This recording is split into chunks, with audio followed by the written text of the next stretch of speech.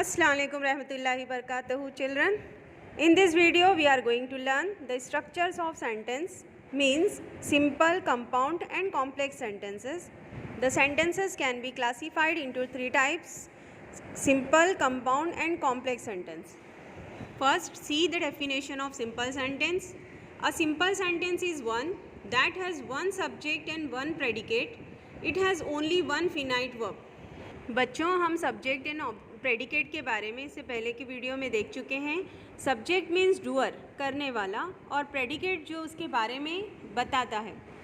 It has only one finite verb. हम इससे पहले की वीडियो में फिनाइट वर्ब भी देख चुके हैं. जिस वर्ब का टेंस चेंज होता है उसको फिनाइट वर्ब कहते हैं. यानी सिंपल सेंटेंस में एक ही सब्जेक्ट और एक ही प्रेडिकेट होता है और इसमें फिनाइट वर्ब होता है. For example, she went home. Second example is, in the morning near my school I saw a snake. दोनों सेंटेंसेस में सेकेंड सेंटेंस थोड़ा लॉन्ग है, लेकिन इसमें एक ही फिनाइट वर्ब है, सॉ, इसलिए ये सिंपल सेंटेंस है. Next is compound sentence.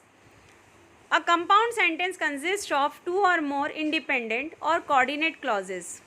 बच्चों, यहाँ पर हम कंपाउंड सेंटेंस की डेफिनेशन देखते हैं कि कंपाउंड सेंटेंस में दो या दो से ज़्यादा इंडिपेंडेंट क्लॉजेस होती है. अब पहले इंडिपेंडेंट को क्लियर करते हैं.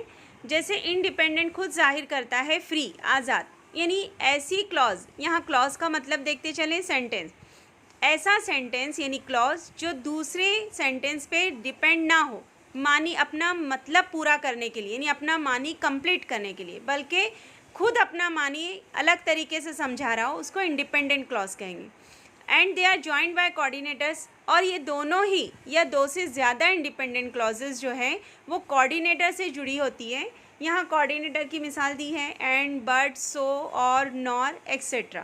कंपाउंड सेंटेंस को अच्छी तरह से समझने के लिए let's see the example. He finished his work and he left his office. यहाँ पर ही फिनिश्ड हिज वर्क, इसमें एक फिनाइट वर्ब है फिनिश्ड, यानी उसने अपना काम ख़त्म किया. एंड, ये कोऑर्डिनेटर है. एंड सेकेंड सेंटेंस है ही लेफ्ट हिज ऑफिस. यहाँ उसका दूसरा काम बताया जा रहा है. यहाँ लेफ्ट करना यानी छोड़ देना, ये भी फिनाइट वर्ब है. यानी यहाँ पर दो अलग अलग फिनाइट वर्ब हैं. ये इंडिपेंडेंट क्लॉज है, यानी ये दोनों सेंटेंस किस एक दूसरे पर मानी के लिए, मतलब के लिए डिपेंड नहीं है. सेकेंड एग्जाम्पल है, he is poor but he is honest.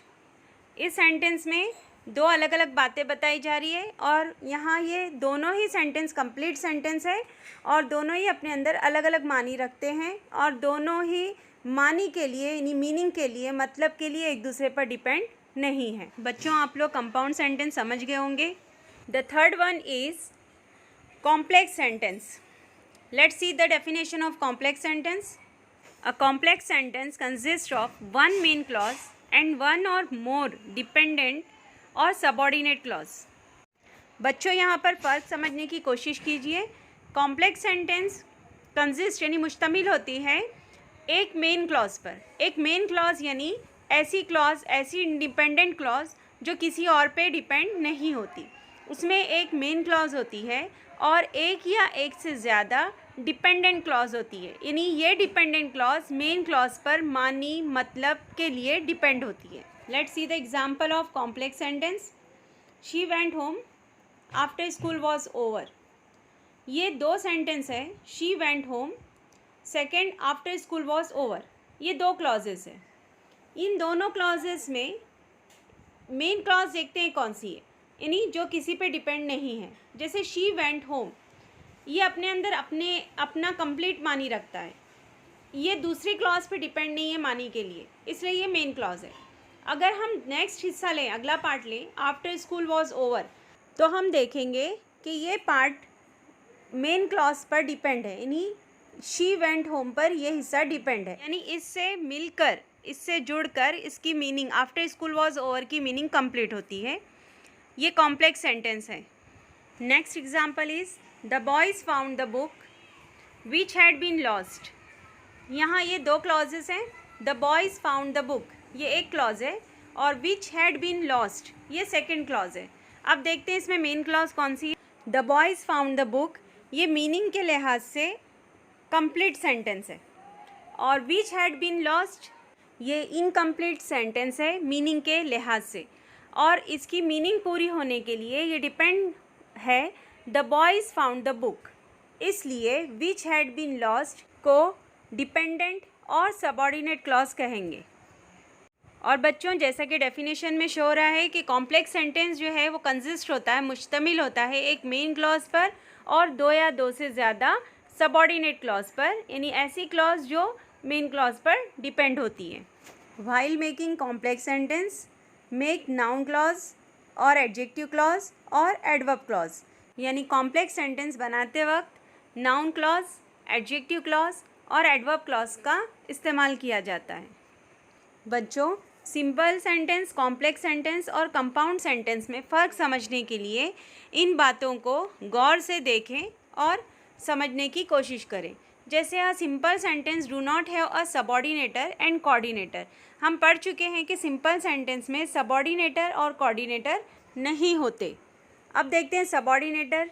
तो हम पढ़ चुके हैं कि कॉम्प्लेक्स सेंटेंस में सबऑर्डिनेटर इस्तेमाल किए जाते हैं और इसमें एक मेन क्लॉज होती है और एक से ज़्यादा यानी दो या दो से ज़्यादा डिपेंडेंट क्लॉज यानी सबऑर्डिनेट क्लॉज होती है। अब ये सबऑर्डिनेटर की कुछ मिसालें यहाँ दी हुई हैं, दैट, इफ़, WH वर्ड्स। अब ये WH वर्ड्स क्या है, इसको क्लियर कीजिए।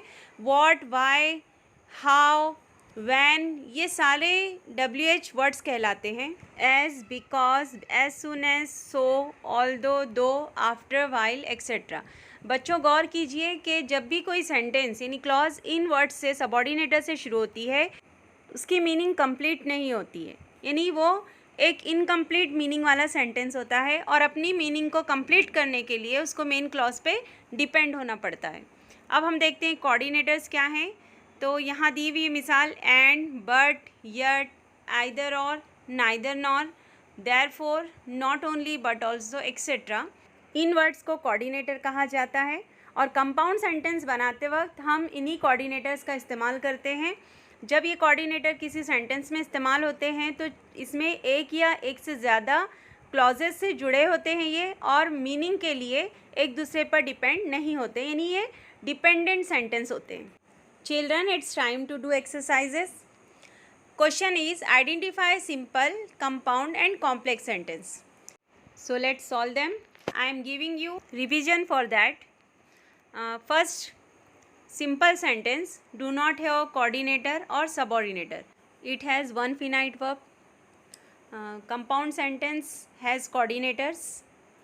Complex sentence has subordinators. Solve them quickly. Children, hope you have completed all the exercises. Let's boost your confidence with correct answer. Number 1 is they asked them why they carry such heavy books. Why subordinator is used, so it is complex sentence. Number 2, night came on and the room grew dark. Coordinator and is used, so it is compound sentence. Third, he is not only a fool but also a knave. यहाँ पर coordinator use किया गया है not only but also, so it is compound sentence. Fourth one is he is slow but he is sure. Here again but is coordinator, so it is compound sentence. Number 5, I will not forget that you are repentant. Here the subordinator that is used, so it is complex sentence. Sixth one is it is raining heavily, so I will take an umbrella with me. Here so is subordinator, so it is complex sentence. Seventh is Abdul is ill yet he still attends school. In this sentence yet is coordinator, so it is compound sentence. And the last one is we watch the setting sun. Here no coordinator, no subordinator, so it is simple sentence. बच्चों, इन exercises को अपनी book में note down कीजिए और याद कीजिए। और अगर आपको ये वीडियो, ये ग्रामर हेल्पफुल लगते हैं, इंफॉर्मेटिव लगते हैं, तो टेक्स्ट सिंपल लर्निंग चैनल को सब्सक्राइब करें, लाइक करें और इन इन्फॉर्मेशन को, इन वीडियोस को दूसरों तक शेयर करें ताकि और दूसरे बच्चों को इंग्लिश ग्रामर आसान ज़बान में सीखने में मदद मिले। अल्लाह हाफिज़।